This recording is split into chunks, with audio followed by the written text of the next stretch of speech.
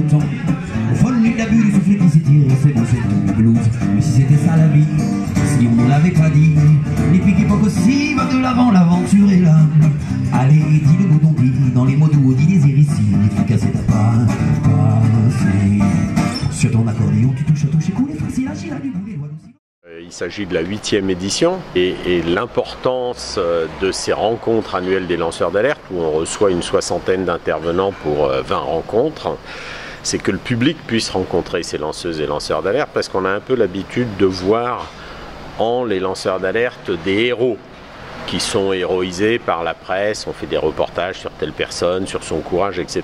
Et en fait, les lanceuses et les lanceurs d'alerte sont des citoyens lambda qui en fait exercent leurs droits de citoyen de manière intuitive. C'est-à-dire que Irène Frachon va dénoncer la toxicité, le poison qu'est le Mediator, parce que la liberté consiste à pouvoir faire tout ce qui ne nuit pas à autrui. C'est la déclaration des droits de l'homme.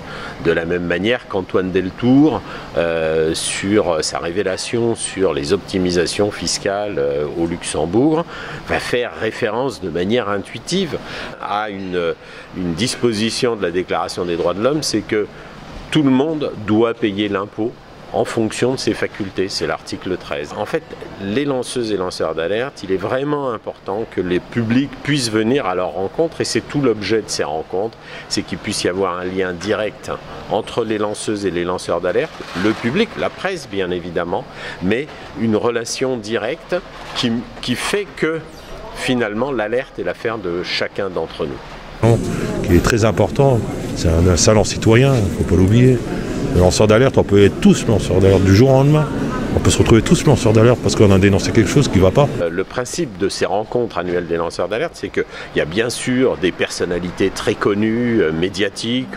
On recevra Daniel Pénac, Éric Deluca, Irène Frachon, Antoine Deltour, Monique Pinson-Charlot, enfin, Inès Léraud, Morgane Large, des personnalités très connues, puis des personnalités que l'on ne connaît pas.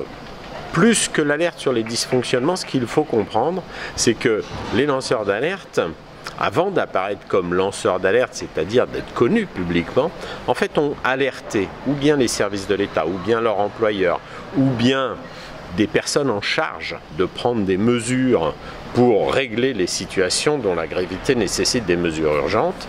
Et c'est le défaut de mesures, le défaut d'instruction, voire l'entrave à l'instruction de l'alerte, qui les conduit, par honnêteté intellectuelle, à parler publiquement.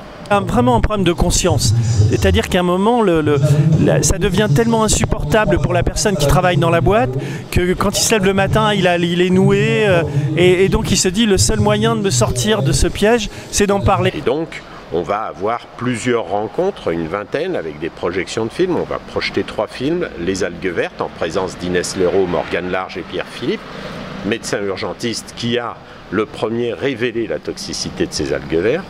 On va présenter également le film La syndicaliste, avec Maureen Kearney et Caroline Michel-Aguirre, qui, comme journaliste, a écrit un livre sur cette affaire, et également le film Ithaca sur Julian Assange, en présence d'ailleurs de Dominique Pradalier, l'ancienne secrétaire nationale du syndicat national des journalistes, mais également Laurent Doré et Victor Dédage, qui sont des journalistes très impliqués là-dessus.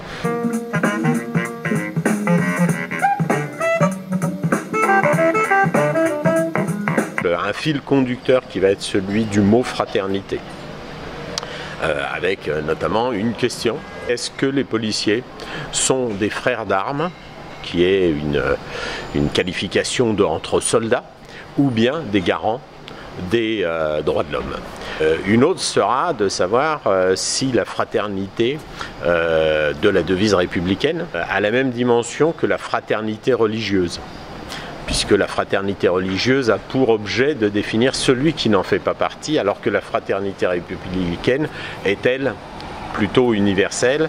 Et donc on se posera un petit peu cette question de la laïcité qui intervient en permanence dans le débat politique aujourd'hui, et peut-être la portée et l'alerte que ça peut représenter dans le débat politique. Donc les grandes difficultés, les grands obstacles pour les lanceurs d'alerte, c'est évidemment le risque de représailles, c'est le risque de mesures, de procédures judiciaires, diffamation, poursuite pour recel de vol de documents, licenciement le plus souvent abusif, et qui conduisait à une forme de mort sociale ou professionnelle. On aura une discussion sur les centaines de morts en Méditerranée ou dans la Manche avec SOS Méditerranée, Daniel Pénac, Jean-Marie Laclaftine, Éric Deluca et Fabienne Lassalle de SOS Méditerranée, parce que là encore, ça nous paraît absolument nécessaire de parler de fraternité, de solidarité et sous cette dimension-là. Une rencontre qui me tient particulièrement à cœur, c'est celle qui s'appelle Biodiversité, l'alouette n'est plus sur la branche.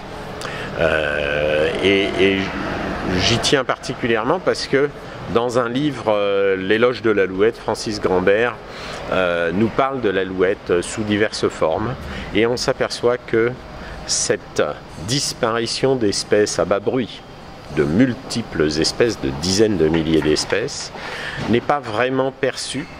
Et je posais récemment la question à des étudiants, qui a déjà vu une alouette dans sa vie? Et en fait, pas un seul. Et on s'aperçoit qu'il y a des disparitions comme ça, à bas bruit, et qu'il est absolument important de prendre conscience de ce qui se passe aujourd'hui. On aura quelque chose d'important aussi sur la pauvreté, le business de la pauvreté. Il faut savoir que les dons alimentaires des grandes surfaces font l'objet d'une contrepartie en défiscalisation. C'est-à-dire que la contribution publique agit là-dessus. Il y a 4 millions de bénéficiaires de l'aide alimentaire aujourd'hui. L'État a déclaré donner 40 millions d'euros pour l'aide alimentaire. Ça représente environ 10 euros par personne et par an.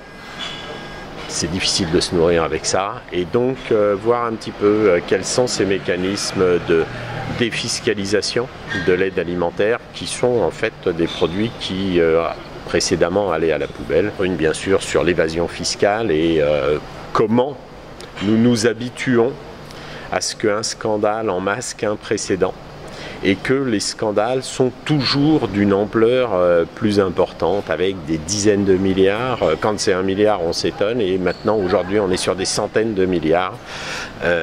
Et donc, on réfléchira également à ça.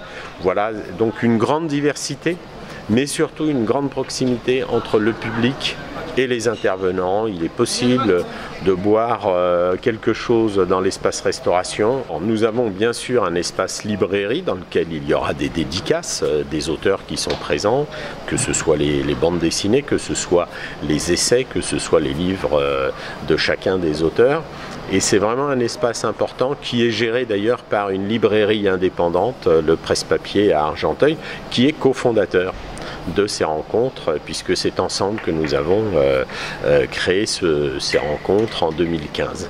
Donc des livres et l'alerte permettent de délivrer l'alerte, et en le disant beaucoup plus fort, de délivrer l'alerte pour demander la libération de Julian Assange, qui est toujours en prison, dans une prison de haute sécurité, ce qui est un scandale planétaire. Et on voit bien qu'il y a d'ailleurs des transgressions aujourd'hui, y compris en France, avec des interpellations de journalistes pour essayer d'identifier leurs sources. L'aventure est là, allez, dis-le.